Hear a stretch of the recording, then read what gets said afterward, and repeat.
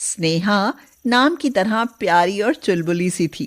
बाप की लाडली और माँ की आंखों की पुतली थी। माँ बाप ने बड़े अरमानों के साथ स्नेहा को शादी करके वेद के साथ विदा कर दिया। स्नेहा बेटी से बहू बनकर किसी का घर संभालने आ गई। अब न जाने कैसे निभाएगी स्नेहा ससुराल की जिम्मेदारियां। सास ललिता ने कहा, बहू, आज तुम्हारा पहला दिन है तो समझाए देती हूँ। सुबह 4 बजे उठकर नहा लेना, उसके बाद दुर्गा माँ के चरणों में दीपक जलाकर आरती लेना, तब कहीं रसोई में जाना। समझ गई ना? मम्मी जी, 4 बजे? हाँ, 4 बजे। ससुराल का पहला दिन है ना, इसलिए। क्या यार, ये सास है या ललिता पवार? कुछ कहा क्या बहू? नहीं नहीं मम्मी जी, मैं तो ये कह रही थी कि इतनी सर्दी में भला इतनी जल्दी कौन उठता है? मम्मी के घर तो। नहीं बहू, ये मम्मी का नहीं, सासू मम्मी का घर है। नियम से चलना पड़ेगा। और वैसे भी कल तुम्हारा ससुराल में पहला दिन है।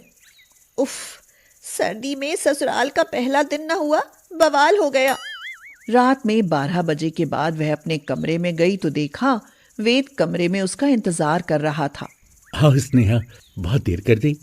मैं कब से तुम्हारा इंतजार कर रहा था। वैसे स्नेहा, बहुत सुंदर लग रही हो। मैं हमेशा तुम्हें अपनी पलकों पर बैठा कर रखूंगा। अच्छा, ये बताइए, बाथरूम किधर है? उसमें नहाने के लिए साबुन, टॉवल, शैम्पू है? गर्म पानी है और मग, बाल्टी? ये क्या स्नेहा, मैं तुमसे इतनी रोमांटिक बातें कर रहा हूँ और तुम ये क्या साबुन, शैम्पू, मग, बाल्टी लेकर बैठ गई? घड़ी में देखो, 12:30 बज गए हैं। शादी की कई दिनों की रस्मों में थक गई हूँ और ऊपर से मम्मी जी ने कहा है कि बहू सुबह 4 बजे उठकर नहा लेना, कल ससुराल में पहला दिन है। अब आप ही बताओ, मैं क्या करूं? कोई नहीं, चलो तुम टेंशन मत लो और अब आराम से सो जाओ। मैं तुम्हें सुबह जल्दी उठा दूंगा। स्नेहा चुपचाप सो गई। आज उसे अपने मम्मी पापा की बहुत याद आ रही थी। सुबह वेद 3:30 बजे उठकर गैस पर पानी गर्म कर लाया। 4 बजे स्नेहा को जगाया। तब कहीं वह 5 बजे नहाई और तैयार होकर पूजा करने लगी। पूजा कर ही रही थी कि ललिता मंदिर में घंटी की आवाज सुनकर जाग गई और बोली, अरे वाह, बहू तो बड़ी संस्कारी है। समय से ही उठकर सब काम निपटा लिए। मम्मी जी, वेद ने सुबह जल्दी जगाकर गैस पर गर्म पानी करके दे दिया था। तुम गर्म पानी से नहाई हो? जवान खून होकर भी? मैं तो बुढ़ापे में भी ताजे पानी से नहाती हूँ। 1000 रुपए का सिलेंडर तो इस तरह 4 दिन भी न चलेगा बहू। ताजे पानी से नहाने की आदत डाल लो। चलो, तब तक मैं नहा कर आऊं, तब तक चाय बना लो। स्नेहा के ठंड के मारे दांत किटकिटा रहे थे। ऊपर से सासू माँ का आदेश। भला सुबह 5:30 बजे कौन चाय पीता है? अभी तो घर में सब सो रहे हैं। सबसे पहले स्नेहा अपने कमरे में गई और अपने जैकेट, ग्लव्स और जूते पहनकर रसोई में आई। कुछ देर बाद चाय बन चुकी थी। ललिता नहा कर आई और आते ही चिल्लाई, बहू, ये क्या? रसोई में तुम जूते पहनकर कैसे घुस गई? मम्मी जी, वो पैर सर्दी से सुन्न पड़ गए हैं। अब फर्श ठंडा है इसलिए पहन लिए। सर्दी लगने से ना मेरी उंगलियां सूज जाती हैं। बहू, सर्दी हो या गर्मी, जूते चप्पल पहनकर रसोई में नहीं आना चाहिए। और ये दस्ताने पहनकर तुम आटा कैसे गूंदोगी? सर्दी तो है बहू, लेकिन ऐसे कैसे चलेगा? स्नेहा का ससुराल में पहला दिन ऐसा होगा, उसने ऐसा कभी नहीं सोचा था। उसकी आंखों में आंसू भर आए। उसने सब काम निपटा लिया। फिर देखा कि उसकी ननद डिम्पल 11 बजे तक भी सोई हुई है। ललिता हाथ में चाय का कप लेकर उसे बड़े प्यार से जगा रही है और कह रही है, उठ जा डिम्पल बेटा, अगले महीने तेरी शादी है। इसीलिए तो सो रही हूँ मम्मी। वहां सासू माँ मुझे कहाँ सोने देगी? कैसे नहीं सोने देगी? कुछ कह के तो दिखाए मेरी फूल सी बच्ची को। अब स्नेहा किससे कहे कि वह भी किसी की फूल सी बच्ची ही थी। रात में ललिता ने कहा, अरे बहू, जरा कुछ देर पैर तो दबा दो, बहुत दर्द हो रहा है। स्नेहा पैर दबाने लगी, मगर रात में देर से सोने और जल्दी उठने के कारण उसे बहुत जोर से नींद आने लगी थी। ललिता ने कहा, चलो ठीक है, अब जाओ, सो जाओ। भगवान तुम्हें चांद सा बेटा दे। मम्मी जी, अगर मैं ऐसे ही 12 बजे सोकर 4 बजे उठती रही तो आपका आशीर्वाद कभी पूरा नहीं होगा। कुछ कहा क्या बहू? नहीं मम्मी जी, भला मैं आपको कुछ कह सकती हूँ? रात बीत गई। अगली सुबह फिर वही सब। ललिता सुबह सुबह घर की सारी चादर और पर्दे इकट्ठे कर रही थी। जैसे ही स्नेहा रसोई में चली, ललिता ने टोक दिया। अरे रुको बहू, कहाँ जा रही हो? मम्मी जी, चाय बनाने। तुम चाय वाय रहने दो, मैं बना लूंगी। तुम ये कपड़े धो लो, शादी में सब गंदे हो गए हैं। मम्मी जी, इतनी सुबह? अभी तो 6 बजे हैं। पानी बहुत ठंडा है और इतने सारे कपड़े। बहू, तुम्हें कुछ जरूरत से ज्यादा ठंड लगती है, कपड़े तो धोने ही पड़ेंगे। ठीक है मम्मी जी, मैं ना मशीन लगा देती हूँ। अरे नहीं बहू, इस महीने तो वैसे ही बिजली का बिल बहुत ज्यादा आएगा, ऐसे काम ना चलेगा। कुछ बचत करना सीखो, इसलिए कपड़े हाथ से धो लो। स्नेहा रोते रोते कपड़े हाथ से धोने लगी। ठंडे पानी में काम करने से उसके हाथ पैरों की उंगलियां सूज गईं, लेकिन वह चुपचाप सारे काम करती। डिंपल की शादी का समय आ गया। विदा के समय ललिता डिंपल की सास से बोली, समधन जी, मेरी एक ही बेटी है, मैंने बड़े लाड प्यार से पाला है इसे। अपनी बेटी समझकर इसका ध्यान रखना। अरे समधन जी, चिंता मत करो। आपने जैसे अपनी इकलौती बहू को रखा है, मैं भी बिल्कुल इसका ऐसे ही ख्याल रखूंगी। ये सुनते ही ललिता के कान खड़े हो गए। उसे अपना कहा और किया सब याद आ गया। 2 दिन बाद ही डिंपल रोती हुई वापस आ गई। ललिता ने हैरानी से पूछा, क्या हुआ मेरी बच्ची? अरे तुम इस तरह रोती हुई वापस क्यों आ गई? मैं अब उस घर में वापस नहीं जाऊंगी माँ। जानती हो, मेरी सास मुझे सुबह 5 बजे उठाकर ताजे पानी में नहाने को कहती है। पहले दिन ही ठंडे पानी में कपड़े धोए और बर्तन भी धोए। ये देखो, मेरे हाथ ठंड से लाल पड़ गए हैं। हाय मेरी बच्ची, अब मैं दोबारा तुम्हें उस घर में कभी नहीं भेजूंगी। ठंड में कितना बुरा हाल हो गया है मेरी बेटी का, वो भी ससुराल में पहले ही दिन। मम्मी जी, मैं तो कहती हूँ डाइवोर्स दे देना चाहिए।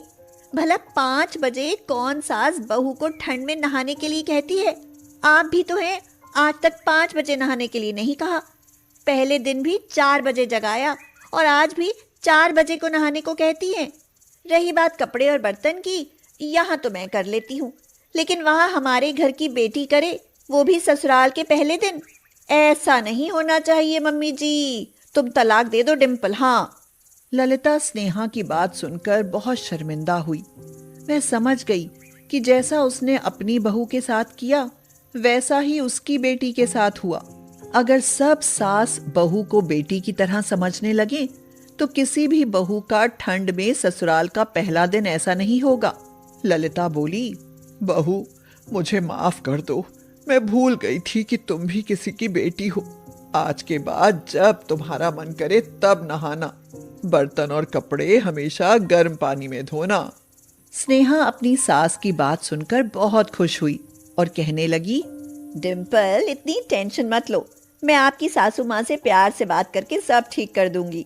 उसके बाद स्नेहा ने अपनी आप बीती डिंपल की सास को बताई तो उसकी आंखें नम हो गईं। उसने स्नेहा से वादा किया कि अब वह कभी भी डिंपल को जल्दी उठकर नहाने के लिए नहीं कहेगी। और फिर डिंपल अपने ससुराल चली गई। अब स्नेहा और ललिता ठंड में देर तक सोती और गर्म पानी में काम करती, लेकिन ठंड में ससुराल का पहला दिन वह आज तक भी नहीं भूल। हरी और रेनू एक दूसरे से बहुत प्यार करते थे। दोनों ने एक साथ जीने मरने की कस्में खाईं और फिर कुछ समय बाद दोनों ने शादी कर ली। रेनू ने शादी के 1 साल बाद एक बेटी को जन्म दिया। हरी बोला, अरे वाह, मेरी बेटी कितनी अच्छी है, बिल्कुल मुझ पर गई है। रेनू, बस एक बेटा और हो जाए तो हमारा परिवार पूरा हो जाए। अगर फिर से बेटी हो गई तो? अरे नहीं नहीं, ऐसे मत बोलो, अगला बेटा ही होगा। इसी तरह बेटे की चाह में रेनू को 5 बेटियां हो गईं। एक दिन हरी बोला, रेनू, मैं नहीं जानता था कि तुम मुझे 5-5 लड़कियां दोगी, वरना मैं तुमसे कभी शादी नहीं करता। ये क्या कह रहे हो आप? 5 बेटियां हो गई, इसमें मेरी क्या गलती है? और किसकी गलती है? कान खोलकर सुन लो, मैं अब तुम्हारे साथ नहीं रह सकता। मुझे दूसरी शादी करनी है ताकि दूसरी पत्नी मुझे बेटा दे सके। रेनू हैरानी से कहती है, आप ऐसा कैसे कर सकते हो? आपने तो मुझसे प्यार किया था।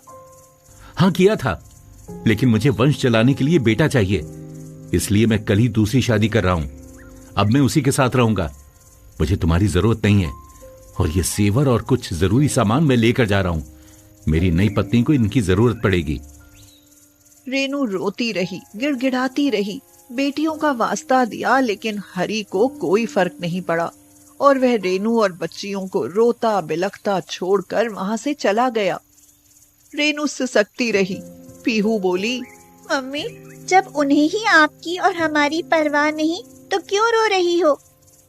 नैनी ने कहा, मम्मी, पापा गंदे हैं, उन्होंने आपको रुलाया। मैं नहीं रो रही मेरी बच्चियों, मेरे पास आओ। तुम पांचों मेरी हिम्मत हो।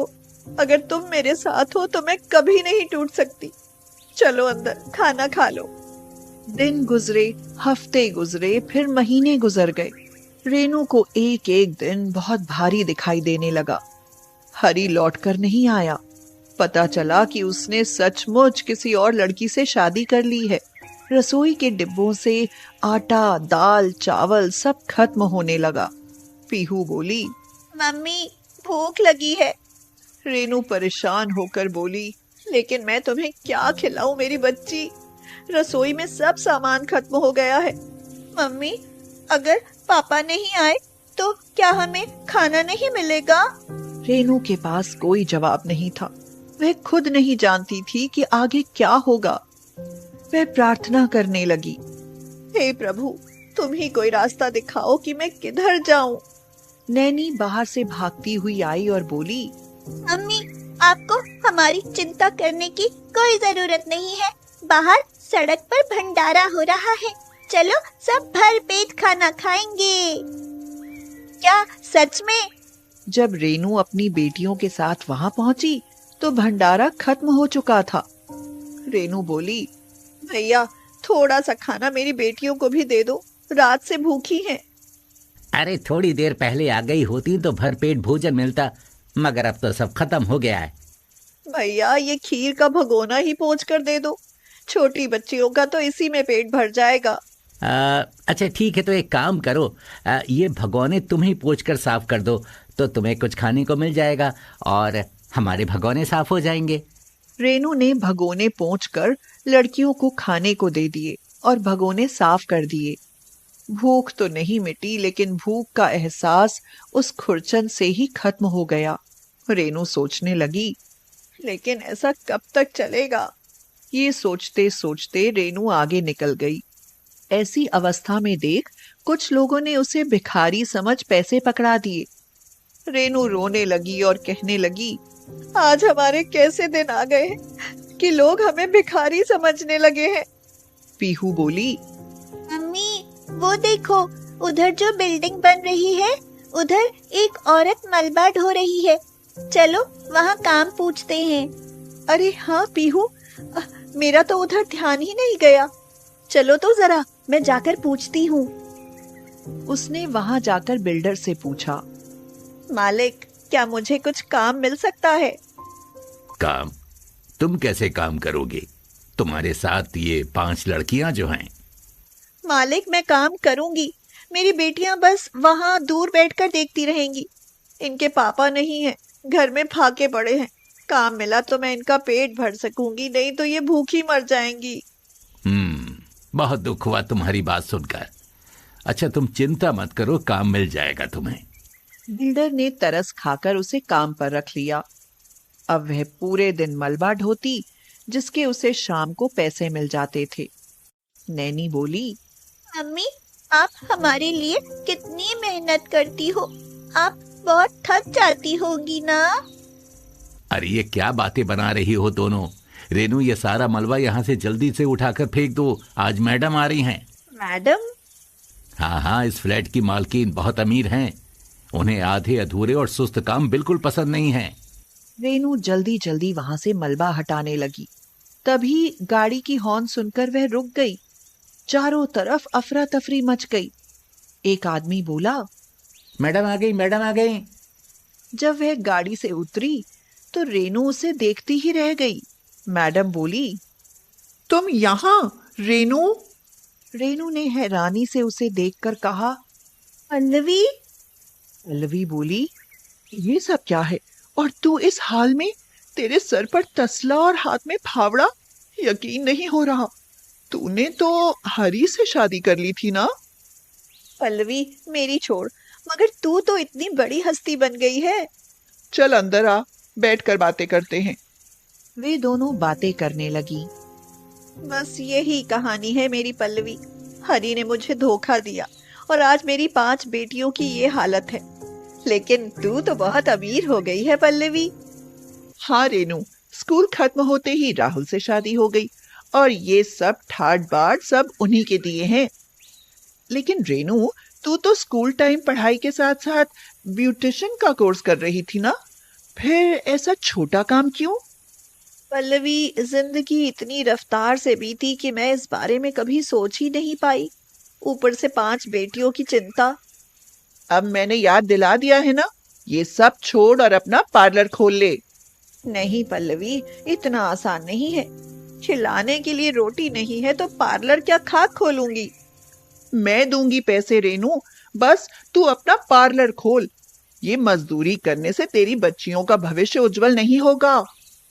लेकिन तेरे पैसे मैं कैसे चुकाऊंगी? मैं तुम्हें यूं ही नहीं दे रही। जब तुम्हारा काम अच्छा चल निकले तो लौटा देना। रेनू ने बहुत सोचा और हाँ कर दी। रेनू ने पल्लवी की मदद से अपना पार्लर खोल लिया। शुरू के दिनों में मोहल्ले की औरतें उसके पार्लर पर आने से कतराती थीं, लेकिन धीरे धीरे उन्होंने आना शुरू किया। फिर उसका काम देखकर उसके पास सभी औरतें और लड़कियां आने लगीं। करवा चौथ पर तो इतनी भीड़ हो गई कि उसे मदद के लिए और कई लड़कियां रखनी पड़ी। अब वह बहुत खुश थी। उसने अपनी बेटियों का दाखिला स्कूल में करा दिया। एक दिन रेनू कुछ पैसे लेकर पल्लवी के पास पहुंची और उससे कहा, पल्लवी, तूने मेरी बहुत मदद की है। मेरी सोती हिम्मत को जगाया है, वरना हालात उतने बुरे हो गए थे कि मैं तो अपनी 5 बेटियों के साथ अपनी आत्महत्या के लिए सोचने लगी थी। पल्लवी बोली, ऐसे नहीं बोलते रेनू, हिम्मत है तो सब है। तो रेनू ने कहा, वो तो ठीक है, पर तेरा एहसान मैं कभी नहीं भूलूंगी।